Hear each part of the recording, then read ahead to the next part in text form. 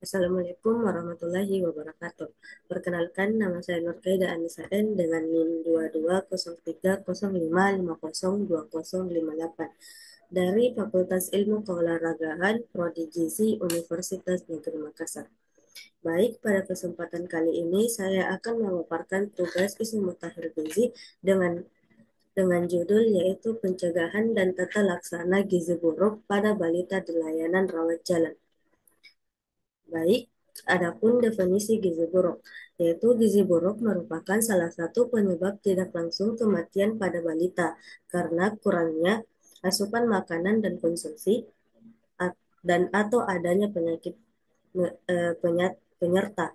Balita gizi buruk sangat rentan terkena penyakit infeksi dan seringkali gizi buruk disebabkan oleh penyakit infeksi, sehingga harus dilakukan penanganan secara cepat, tepat, dan terintegrasi antara antara rawat inap dan rawat jalan dengan mengoptimalkan pemberdayaan masyarakat.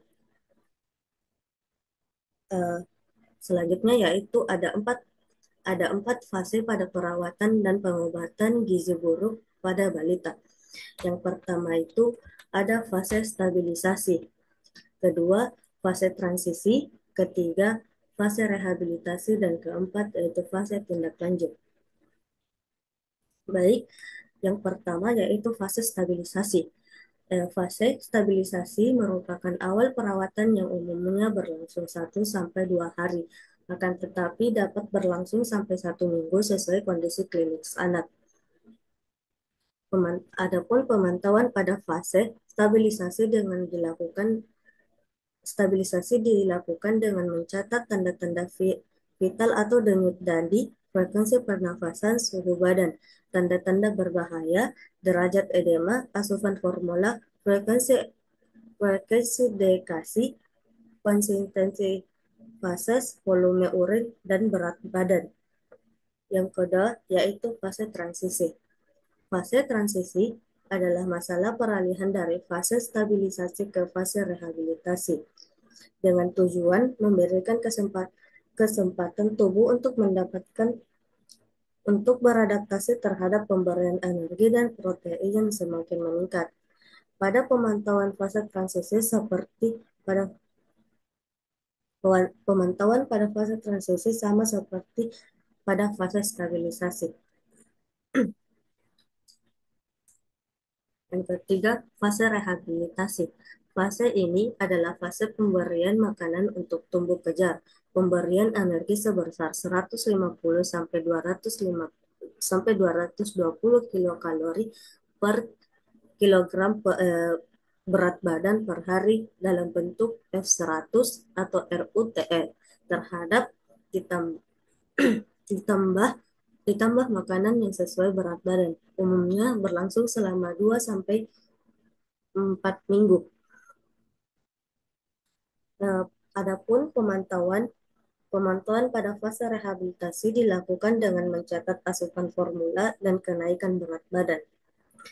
Yang ke yang keempat yaitu fase tindak lanjut. Pada fase ini merupakan lanjutan pemberian makanan untuk tumbuh kejar dengan pemberian makanan keluarga dan pemberian makanan tambahan pemulihan atau PMTP. Baik, selanjutnya yaitu 10 langkah tata laksana gizi buruk pada balita di layanan rawat jalan.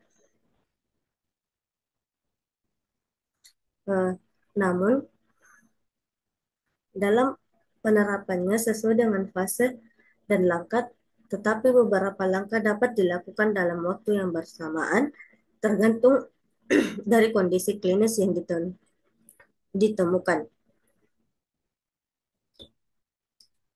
Langkah pertama yaitu mencegah dan mengatasi hipoglikemia.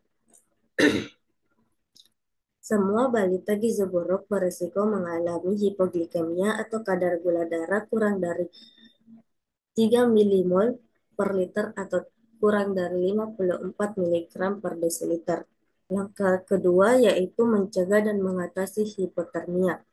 Hipotermia atau suhu aksilar kurang dari 36 derajat Celcius sering ditemukan pada balita gizi buruk dan dan jika ditemukan bersama hipoglikemia menandakan adanya infeksi berat.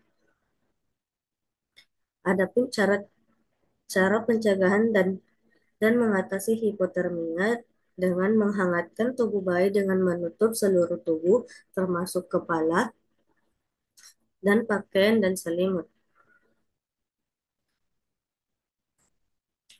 Adapun langkah ketiga yaitu mencegah dan mengatasi dehidrasi. Semua balita gizi buruk dengan diare atau penurunan jumlah urin dianggap mengalami dehidrasi. Adapun cara pencegahan yaitu Adapun cara pencegahan dan mengatasi dehidrasi terbagi jadi tiga, yaitu oralit, gula, dan larutan elektrolit atau mineral.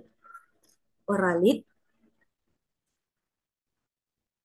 oralit, pemberian oralit pada gizi buruk khusus diencerkan 2 kali agar kadar natrium menjadi lebih rendah untuk menghindari terjadi retensi air, edema, dan gagal jantung. Gula di, eh, gula di, gula diberikan untuk menambah energi dan mencegah hipoglikemia. Yang ketiga yaitu larut larutan elektrolit atau mineral mix diberikan untuk mengatasi gangguan keseimbangan elektrolit dan mineral seperti kalium, magnesium, koprum, dan zinc. Adapun apabila anak diare diberikan resomol setiap kali diare.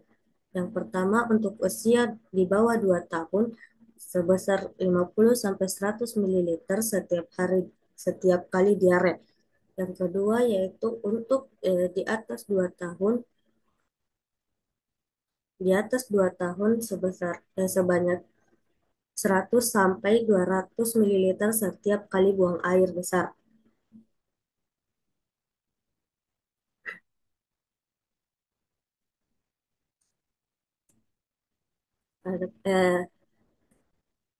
Langkah keempat yaitu memperbaiki gangguan keseimbangan elektrolit. elektrolit. Pada anak, gizi buruk terjadi gangguan keseimbangan cairan elektrolit dan mineral. Untuk mengatasi gangguan keseimbangan elektrolit tersebut, diberikan mineral mix yang ditambahkan ke dalam formula WHO atau formula 75 dan formula 100 dan resomol. Tubuh anak gizi buruk relatif mengandung kadar natrium lebih tinggi dan kalium lebih rendah dibanding anak normal. Oleh karena itu, pemberian cairan tidak boleh yang mengandung kadar natrium tinggi dan anak harus mendapatkan tambahan kalium. Adapun yaitu jangan obati edema dengan diuretikum. Pemberian natrium berlebihan dapat menyebabkan kematian. Adapun tata laksana, yaitu untuk mengatasi gangguan elektrolit diberikan kalium yang sudah terkandung di dalam larutan mineral mix yang ditambahkan ke dalam F75 dan F100 atau resomol. Digunakan larutan resomol untuk dehidrasi. Untuk rehidrasi.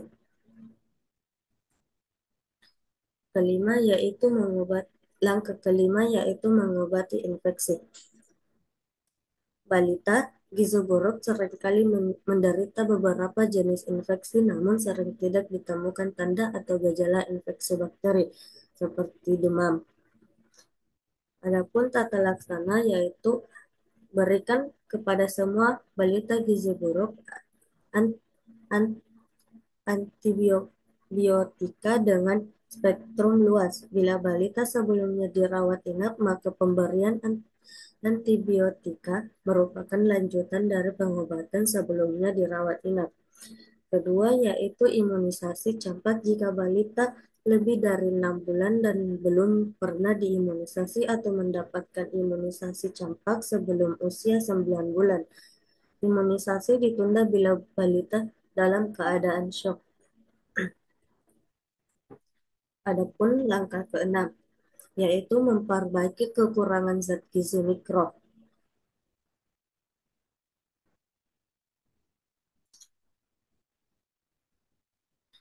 yaitu semua anak gizi buruk mengalami defisiensi vitamin dan mineral. Meskipun sering ditemukan anemia, zat besi tidak boleh diberikan pada fase awal atau fase stabilisasi dan transisi. Langkah ketujuh yaitu pemberian makanan untuk fase stabilisasi dan transisi, yaitu diberikan untuk anak gizi buruk di layanan rawat inap. Langkah kedelapan yaitu memberikan makanan untuk tumbuh kejar. Pada fase ini, rehabilitasi terjadi refleksi atau pemulihan jaringan tubuh sehingga diperlukan energi dan protein yang cukup. Diberikan energi sebanyak diberikan energi 150 sampai 250 kilokalori per kilogram berat badan per hari. Protein sebanyak 6 sebanyak 4 sampai 6 gram per kilokalori per kilogram berat badan per hari. Tetapi gizi yang diberikan berupa F100 atau RUTF yang secara bertahap bertahap ditambah makanan padat gizi. Yang ke-9 yaitu pemberian stimulasi untuk tumbuh kembang. Pada pada pada anak gizi buruk terjadi keterlambatan perkembangan mental dan perilaku. Keterlibatan keluarga terutama ibu sangat diperlukan dalam memberikan stimulasi untuk tumbuh kembang anak. Stimulasi tersebut dilakukan secara intensif setiap hari selama 15 sampai 30 menit. Adapun yang terakhir yaitu langkah ke-10 mempersiapkan untuk tindak lanjut di rumah, yaitu persiapan untuk tindak lanjut di rumah dapat dilakukan sejak anak dirawat inap. Kriteria sembuh dari gizi buruk pada balita, berat badan per tinggi badan atau berat badan per panjang badan kurang besar dari -2 standar deviasi dan lila besar dari 12,5 cm dan tidak ada peting edema bilateral.